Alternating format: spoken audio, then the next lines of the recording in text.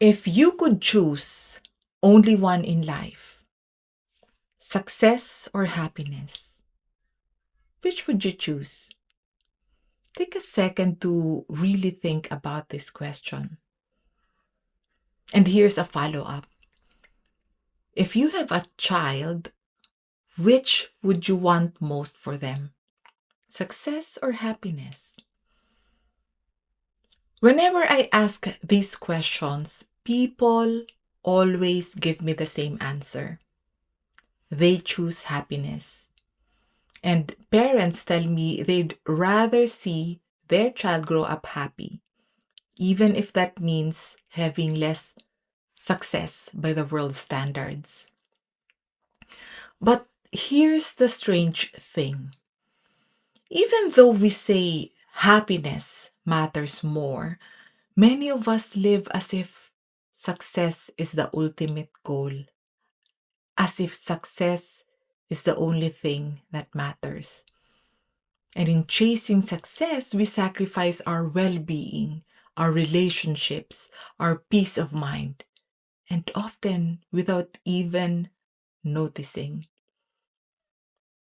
If you've been chasing success but still feels like something's missing, this episode might change how you see your goals and maybe even your life. Because here's the truth that most people overlook, including myself for many years. Happiness is what human beings are ultimately looking for, and success is meant to serve it, not replace it. Welcome to Realizations with Clarissa, where productivity meets well-being. I'm Clarissa Dunan, and as a mother, wife, entrepreneur, and leader, I know how overwhelming it can be to build success while also staying healthy, fulfilled, and present for your loved ones. That's why I created this podcast, to share my realizations and one core truth: that well-being is the foundation of success, happiness, strong relationships, and impact. Here we'll talk about mindset, habits, and simple shifts that bring more energy, calmness, and joy into your life and work. Enjoy the show. For a big part of my life, I was chasing success, and I mean running nonstop after it. I was convinced that the next achievement, the next milestone, the next title, the next income bracket, the next certification would finally make me feel complete. And I told myself many times, once I achieve that, then I'll slow down, then I'll rest, and then I'll be happy. But in the process, I pushed my body to exhaustion. Sleep and breaks felt optional. I convinced myself that it was just temporary and that it was worth it because this is what success takes. And then I reached some of those milestones. Happiness came, but it was very brief. It was like a quick sugar rush. It's there for a moment. I was hyper, I was excited, I was thankful. And then it's gone the next moment. And then came the familiar emptiness. And it went on for many years. And that's when it hit me that I had been making success the condition for my happiness, and I didn't even realize it. And no matter how much I achieved, I still wasn't enough. And that realization forced me to start questioning the rules I'd been living by, especially the ones I'd set for my own happiness. And after years of personal development, years of searching for that answer, what I've learned is simple but life-changing. That the ultimate desire of every human being is to be happy. Take away the titles, the awards, the money, the possessions, And what we really long for is happiness. We want peace. We want connection. We want a life that feels good to live. And yet, many of us act as if success is the goal and happiness is just the reward we get afterward, if we're lucky. And the mistake I made, and maybe you have too, was treating success as the prerequisite for happiness. That I could only be happy once I'm successful. I kept telling myself that happiness would come after certain milestones. It was as if happiness had to wait its turn. And my self-worth became tied to my accomplishments, and I neglected my health and relationships because that's what I thought that it's what success takes. And I overlooked the simple joys of life because I was too focused on my future goals. So of course, I was not happy almost every day of my life. And the consequences were heavy. I burned out and I felt a constant emptiness that I tried to fill with more work, more accomplishments, thinking that the next achievement would fix it. I lost connection with my true self and the people who mattered most to me. I was not happy as a wife, as a mother, and perhaps worst of all, I carried this constant nagging sense that no matter what I achieved, it was never enough. It was nonstop. And I've heard this from people I work with as well. So if you're experiencing this, you're not alone. And if you dig deeper, many of us share a hidden belief. I'll be happy when I'm more successful.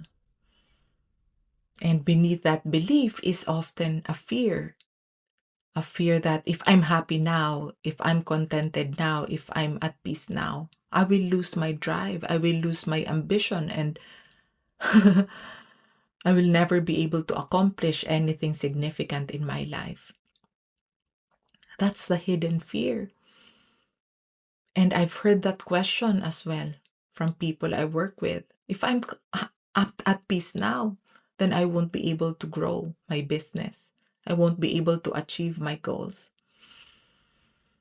And for many, this belief starts in childhood. We learn that we were more accepted, praised, and loved when we achieved something. Good grades, when we win competitions, we have good behavior. And somewhere along the way, achievement became linked to self-worth. And so without realizing it, we keep proving ourselves over and over again, trying to earn happiness and trying to earn love. And I've shared some of this in a previous episode about success addiction. And this turns us into what I call the proving machine. We become proving machines. We're always driven, but never fulfilled. It's like climbing a ladder with all your energy, with focus, intention, all that drive, and only to realize that ladder has been leaning on the wrong wall the whole time. And that's why there are so many people at the end of their life having their biggest regret. That I wish I've given myself permission to be happier. I wish I didn't work too hard or too much. I wish I spent more time with my family and friends. So here's what I've discovered after climbing so many ladders. Happiness is not something that you earn at the finish line. It's something you choose at the starting line right now, every day of your life. So, what if you made happiness your daily goal? That would mean giving your health, your relationships, and your enjoyment of the present moment as much importance as your goals. And not just waiting until that someday to care for them. And when you live this way, something important shifts. Your day to day life feels richer, more meaningful, and very satisfying, even before you achieve your big goals. And perhaps that's why everyone I've asked chose happiness when I asked them that question. If you could choose only one in life, success or happiness, which would you choose? And people tell me, what's the point of success if you're not happy?